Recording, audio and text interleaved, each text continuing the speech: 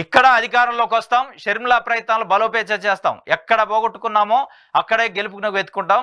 వైఎస్ఆర్ జయంతి వేడుకల్లో తెలంగాణ సీఎం రేవంత్ రెడ్డి తడాకా ఏమిటో చూపిస్తామని తెలంగాణ సీఎం రేవంత్ రెడ్డి ప్రకటించారు.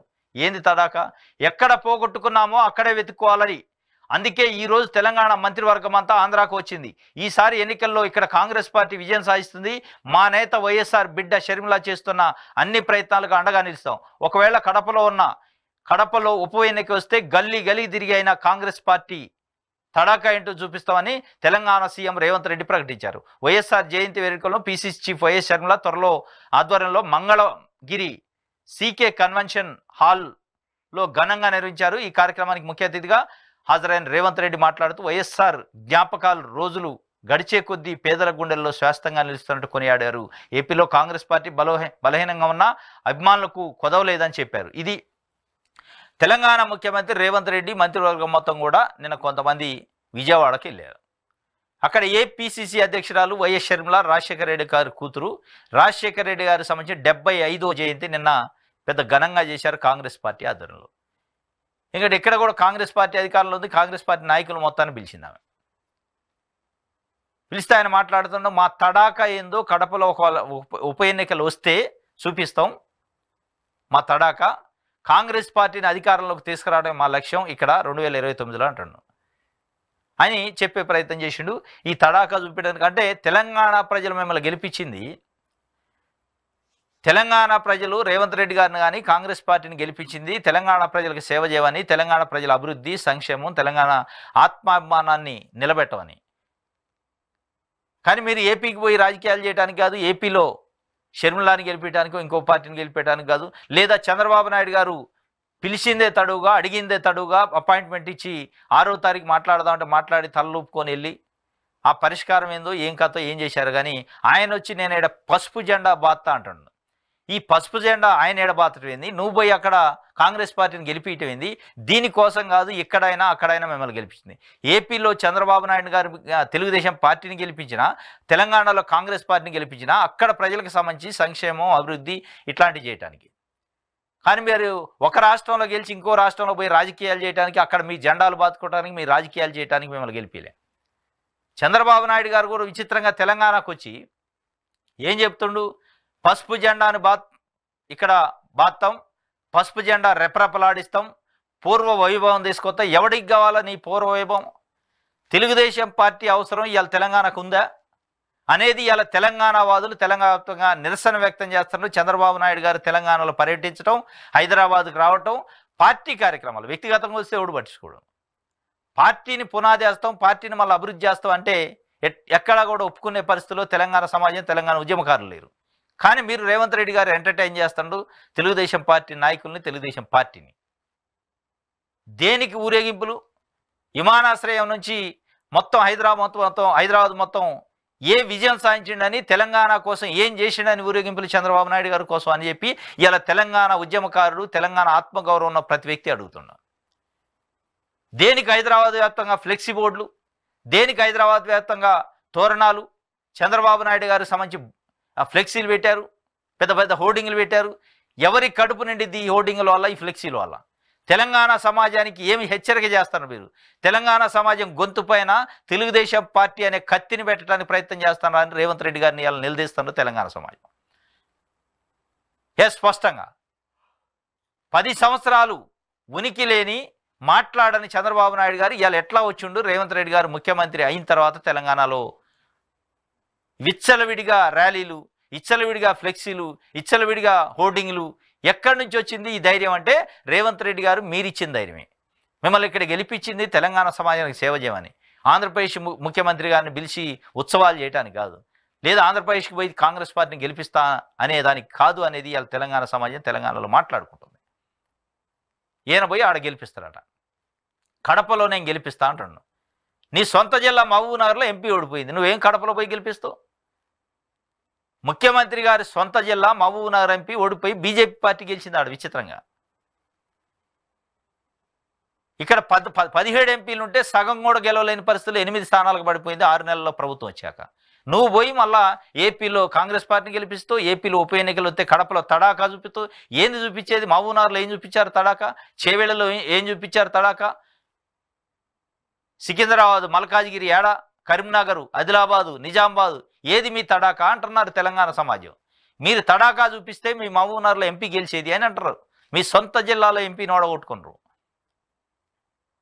ఇక మీరు మళ్ళీ పోయి కడపలో షర్మిలాని గెలిపించి కాంగ్రెస్ పార్టీని గెలిపించి తడాకా చూపిస్తారు అనేది ఇలా తెలంగాణ సమాజం మాట్లాడుకుంది. మీరు కడప పోయి రాజకీయాలు చేయడానికి తడాకా చూపించడానికి కాదు మిమ్మల్ని గెలిపించింది అని చెప్పేది. ఇక్కడ అధికారంలోకి వస్తామని చెప్తుండు, ఇక్కడనే గతి లేదు, అక్కడ వచ్చే పరిస్థితి ఉందా అనేది ఇలా తెలంగాణ సమాజం మాట్లాడుకుంటుంది. ఆంధ్రజ్యోతి చూద్దాం.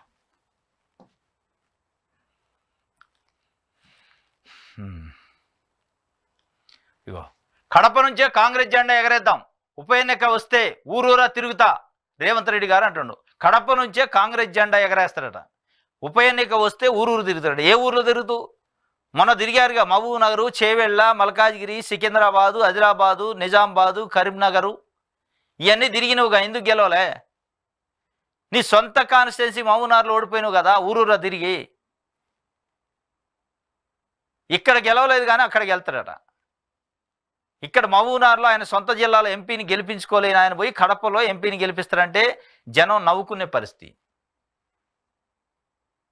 దీనికి కాదు ఆయన మిమ్మల్ని గెలిపించింది. కడపలో రాజకీయాలు చేయడానికి కాదు మిమ్మల్ని తెలంగాణ సమాజం గెలిపించుకుంది. తెలంగాణలో రుణమాఫీ అడుగుతున్నారు, తెలంగాణలో రైతు భరోసా అడుగుతున్నారు, తెలంగాణలో నిరుద్యోగ భృతి అడుగుతున్నారు, తెలంగాణలో జాబ్ క్యాలెండర్ అడుగుతున్నారు, తెలంగాణలో 2 లక్షల ఉద్యోగాలు ఒక సంవత్సరంలోపు నింపుతా అని ఇచ్చారు చెప్పారు అడుగుతున్నారు, 2500 రూపాయలు ప్రతి మహిళకి ఇస్తాను అడుగుతున్నారు. వాటి గురించి మాట్లాడకుండా మీరు నేను కడపలో గెలిపిస్తా, ఊరూరు తిరుగుతా, తడాకా చూపిస్తా. మీ తడాకా ఇక్కడ పరిపాలనలో చూపించండి, మీ తడాకా ఇక్కడ రాజకీయాల్లో చూపించండి, అక్కడ కాదు చూపించాల్సింది అనేది ఇలా తెలంగాణ ఉద్యమకారులు తెలంగాణ సమాజం మాట్లాడుకుంటుంది. ఏపీలో షర్మిలాదేవి విపక్ష పాత్ర 2029లో ఆమె సీఎం అయిపోయి ప్రకటించిండు. 2029లో ఆమె సీఎం అంట. నువ్వేమన్నా నేషనల్ పార్టీ అధ్యక్షుడివా? కాంగ్రెస్ పార్టీ జాతీయ పార్టీ సీఎం ఎవరు ఉండాలనేది ఎవరు ప్రకటిస్తారు? ఏఐసిసి చీఫ్ ప్రకటిస్తారు. నువ్వు ఒక పక్క రాష్ట్రం పిసిసి అధ్యక్షుడు పోయి ఇంకొక రాష్ట్రంలో ముఖ్యమంత్రి అభ్యర్థిని ప్రకటించడం అంటే ఇది మరి పెద్ద జోక్ అనమాట. ఇక్కడ బీజేపీ అంటే బాబు జగన్ పవన్, ఇక్కడ బీజేపీ అంటే బాబు జగన్ పవన్. అదే చంద్రబాబు నాయుడు 6వ తారీఖు నేను వస్తున్నా అంటే జీ హుజూర్ అని అపాయింట్మెంట్ ఇచ్చి కూర్చోబెట్టి అంగరంగ వైభవంగా స్వాగతం పలికి ప్రభుత్వ పైసలతోని సన్మానాలు చేసి ఏం సాధించారంటే గుండు సున్నా. ఏం లేదు. మీ చర్చల వల్ల ఏమొచ్చింది తెలంగాణ సమాజానికి కానీ ఏపీ సమాజానికి? ఏమి రాలే. మీ ఆర్భాటాల కోసం, మీ యొక్క పర్సనల్ ఎజెండా కోసం, మీ వ్యక్తిగత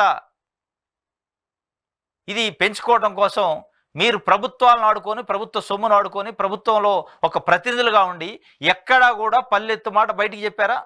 2 రాష్ట్రాల ముఖ్యమంత్రులు అధికారికంగా కూర్చున్నప్పుడు ఇన్ కెమెరా ఏం చర్చించారో బయటికి తెలపాలని తెలంగాణ సమాజం మాట్లాడుకుంటుంది.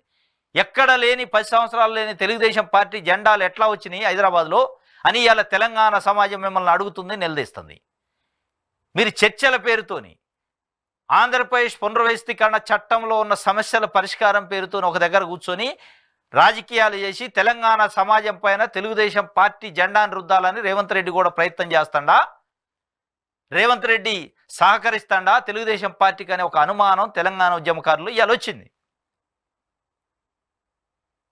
దాన్ని అడ్డం పెట్టుకొని చర్చల పేరుతోని, సమస్యల పరిష్కారం పేరుతోని ఏ సమస్యను పరిష్కరించారు? మీరు ఏం మాట్లాడారు? చెప్పారా తెలంగాణ సమాజానికి? లైవ్ ఇవ్వాలి కదా, లైవ్ ఇవ్వాలి, మీడియాని ఎలో చేయాలి.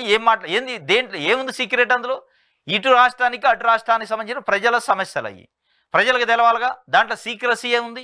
సీక్రసీ మళ్ళా ఎవడికి బయటికి చెప్పడు. మళ్ళీ అంతా అయిన తర్వాత ఒక 2-3 బయటికి మంత్రులు వచ్చి ఇది చేసినాం, అధికారులతో ఒక కమిటీ అట, మంత్రులతో కమిటీ అట, ముఖ్యమంత్రులు మంత్రులు అట కూర్చునేది. ఇక దీనికోసం నువ్వు ఆ నుంచి రావాలా, నువ్వు ఉత్తరం రాయాలా, తెలంగాణ ప్రభుత్వం స్పందించాలా. ఇదే అదేదో అధికారులతో కమిటీ వేసి అక్కడ కూర్చొని అక్కడ వీళ్ళు అధికారులతో ఒక కమిటీ వేసుకుంటే కొంపల మునిగినా? అసలు కేంద్రం పాత్ర అయింది ఇందులో. ఇదంతా తెలంగాణ సమాజాన్ని బ్లఫ్ చేయడానికి, అటు ఏపీ ప్రజలను బ్లఫ్ చేయడానికి తప్ప ఏం లేదు ఇందులో.